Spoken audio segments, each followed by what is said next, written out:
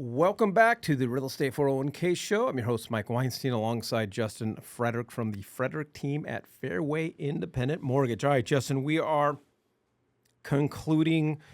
We've never done this. We've never done like a three-part series. No. I feel like this is like a Netflix special. Only better. Only better, yeah. And we are talking about, we are going to likely in August see a lot of sellers not paying buyers, agents, commissions. And so buyers are going to oftentimes be asked to sign a buyer-broker agreement. There's actually legislation being pushed along. I don't know how far it's gotten, where a buyer's agent can't even take a buyer out to look at a home without having a buyer-broker agreement signed. And so the buyer-broker agreement's basically saying in the event that the seller is not offering the buyer's agent a commission, or that buyer's agent can't negotiate that, which that's what we do. We're really good at that. The buyer might have to come up with the fee. You would do it anyways in any situation. You would pay for representation in court. It's just such a departure of how real estate has been done. Buyers are having a hard time wrapping their head around it and falling into, or going to fall into, the temptation, well, I'm just going to go at this alone. Folks, buying a home is one of the biggest financial decisions that you will ever make.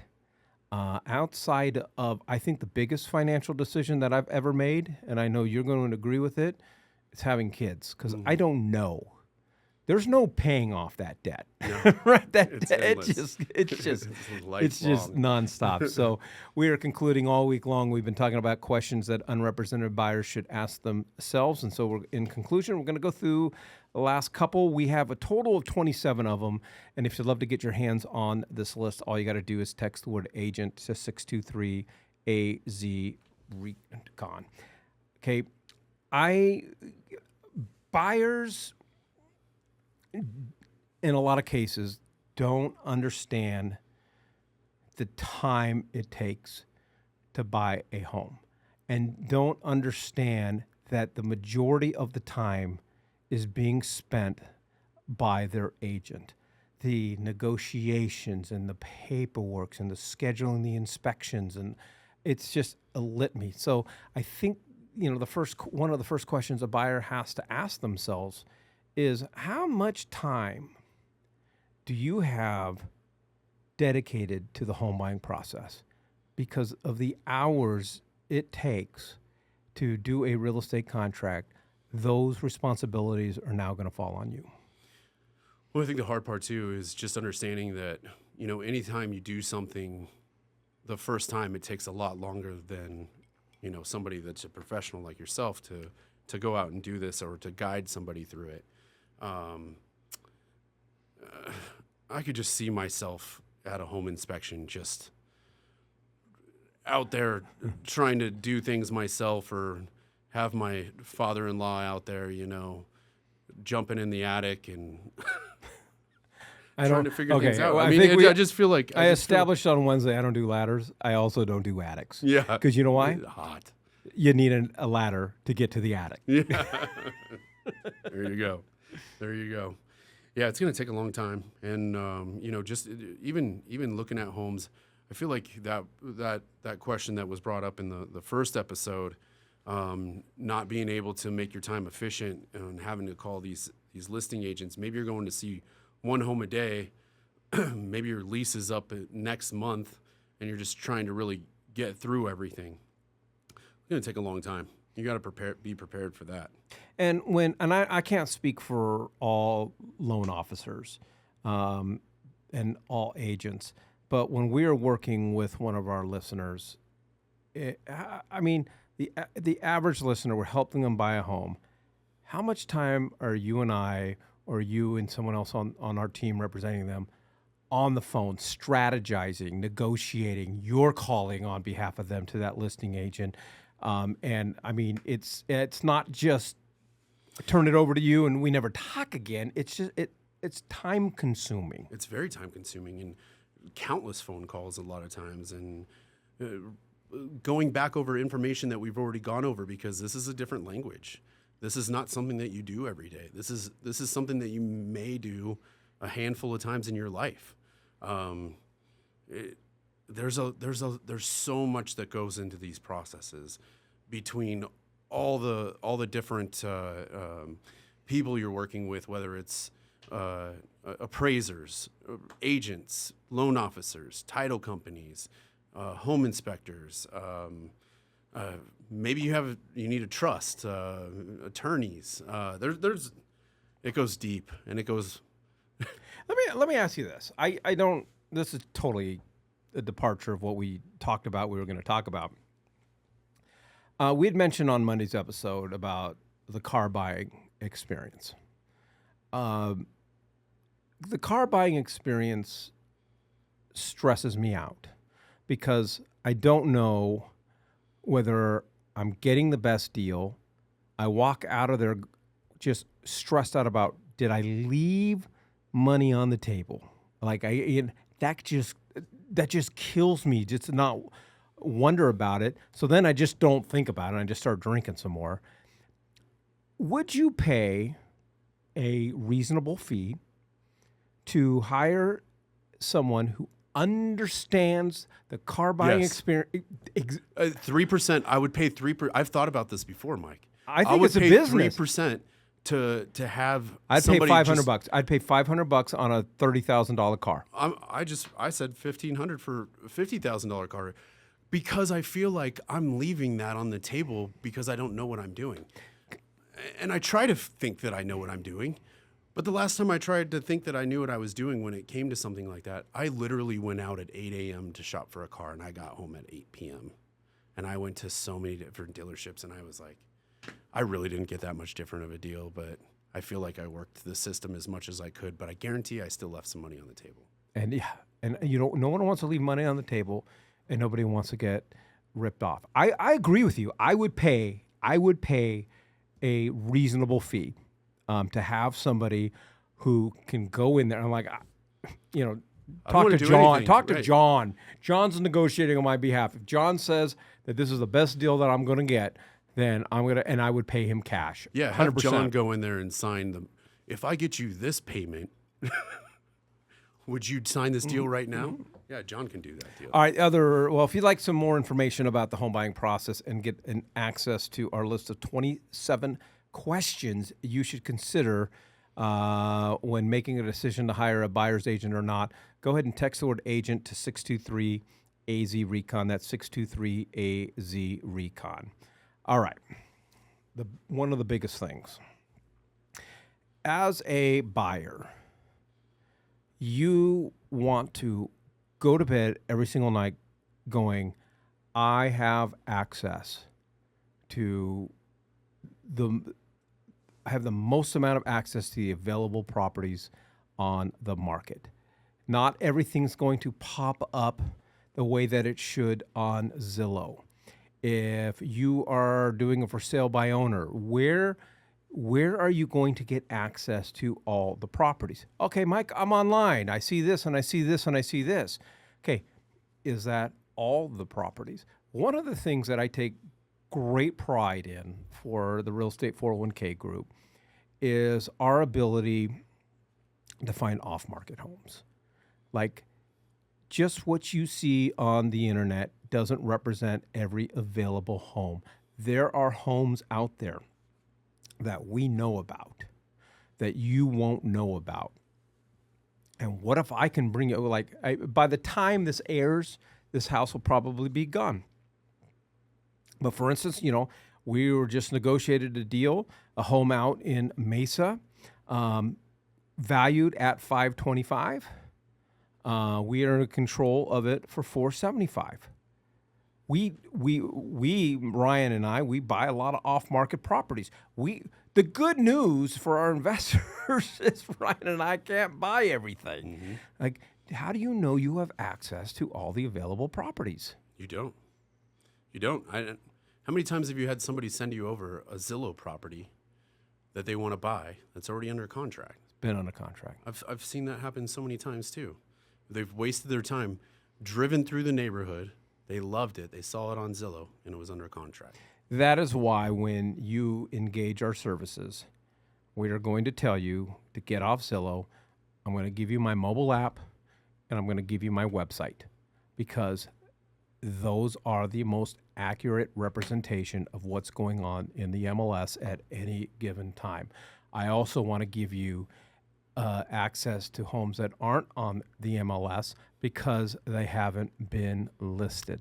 And I can't tell you how many times I've had people call me and say, hey, listen, I went by this for sale by owner sign. I really want this house. Can you make it happen? Yeah, damn right I can make that happen. Just send me a picture of the guy's phone number or the girl's phone number, and I'll make that happen for you. Mm-hmm. Mm-hmm. I love that stuff. Oh, I'm sure. All right. So back to this discussion about the National Association of Realtors lawsuit. Commissions for buyers agents will, starting in August, I believe, will no longer be included in the MLS, leaving sellers to thinking that I don't have to pay a buyer's agent. Doesn't mean that is the case. It's still, I don't think a lot, in my personal opinion, and if the Department of Justice is listening right now, it's my personal opinion. I don't think a lot is going to change. I still think in a lot of cases, sellers are still going to pay me to help represent you in buying a home. And I think buyers are left with this, oh my gosh, now sellers aren't going to be paying. Doesn't necessarily mean that. We just know how to negotiate. We know how to find that information out so that before we get into contract, you know what the situation is. And people go, well, hey, then I don't want to do that because I'm going to have a better shot of working without you, Mike, and I'm going to talk to the seller and I'm going to get under contract and not run the risk of having to pay you. Call me and let me know how that worked out for me. Yeah. And I agree with you. I don't think much is actually going to change. I think there may be a period of time where people are trying to test these waters. And I feel like, originally the reason why the sellers were paying for buyers agents was to incentivize buyers or agents to bring buyers to their home. It's still the same thing today. I feel like we're not doing the buyers justice by bringing this, and this is my personal opinion, bringing these rules or removing this from the NMLS or MLS. I think that it's going to take a couple buyers to go to some houses and have a buyer's broker agreement, and the sellers not pay, and those buyers are going to walk away and move on to another house because they know that they still need that representation. And those sellers are going to learn really quick that, hey, we need to pay for these people to come here. All right, if you like this list of 27 questions unrepresented buyers should ask, or you'd like to have a conversation with one of our real estate wealth managers, please go ahead and text the word agent to 623-AZ-RECON. That's agent to 623-AZ-RECON. When it comes down to negotiations, I'm going to ask a rhetorical question. You don't have to actually give me the answer. But when I'm representing a buyer and we are considering making an offer on the home, the biggest difference, you know what the biggest difference between me and that unrepresented buyer is, as far as strategy goes? I know immediately we're going after seller concessions. I am going to find out whether I can get that seller to pay 1% in your closing costs, 2% in your closing costs, 3% in your closing costs. Do you know that in a lot of situations right now that sellers are paying concessions to the buyer? I don't think a lot and of you people see do. it all the time in I your see it all the world. time. Yeah, all the time. And there's periods of time where you don't see that very often. But right now it's extremely common. It's got to be more than 90% of our transactions, at least a little bit of And so if you don't know, you're not asking. Right. I see a lot of, I could see a lot of people coming out here and just lowballing a bunch of people, a bunch of sellers, and asking for the world. Out of college, I'm sorry, I'm just going to Yeah. go off on a tangent. I had a college baseball coach. I played little collegiate ball as a pitcher. Two of the greatest pieces of advice that ever stuck with me came from our assistant coach, Jack Mutz. He said, number one, you never receive unless you ask. But if you don't even know to ask, you're definitely not going to receive. And the second one, it was smoke it if you got it. So that's a whole different animal right there, right? Yeah. I love that. Yeah, I really see people leaving again, just leaving money on the table Because they don't know to ask. No. And did you know that some of those concessions can help pay for your costs too?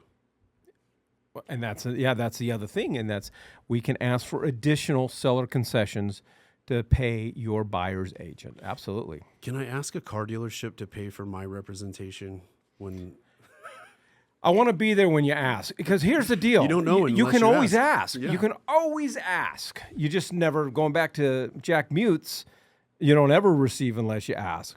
Yeah, smoke them if you got them though. Isn't that great? It is a great piece of advice. All right, last one, and this is kind of a little bit in a different direction. This goes back to saving you money and the home searching process.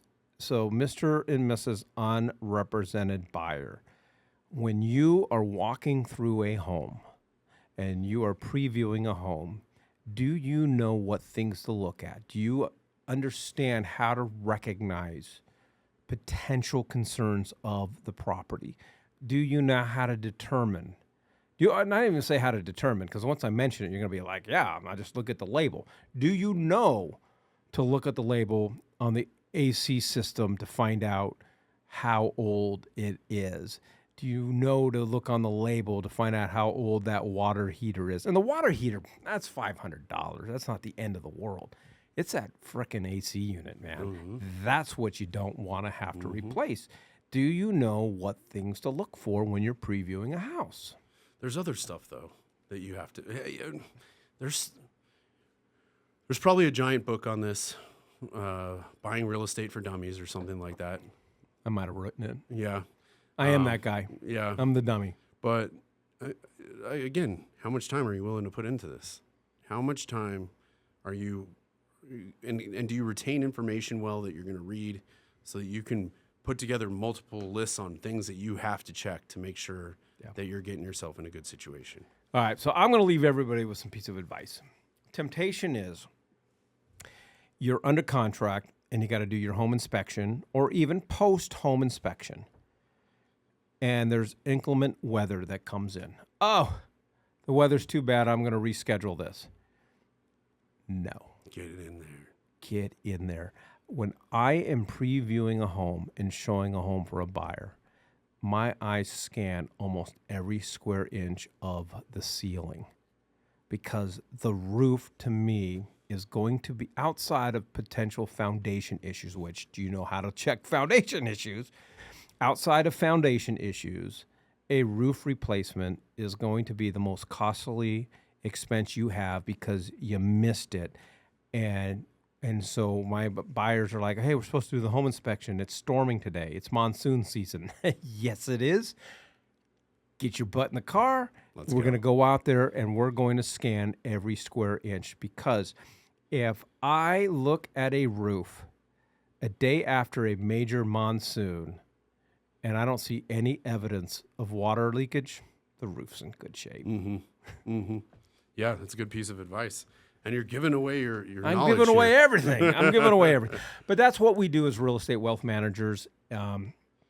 Is we're investors, we're buyers. We've been doing this for so long, and our goal is to make sure that you get the best deal possible on a home, that you don't leave any money on the table. And in addition to giving you this list of 27 questions that you should consider when buying a home unrepresented, we'd love to have that conversation with you. All you got to do is text the word agent to 623-AZ-RECON. That's agent to 623-AZ-RECON.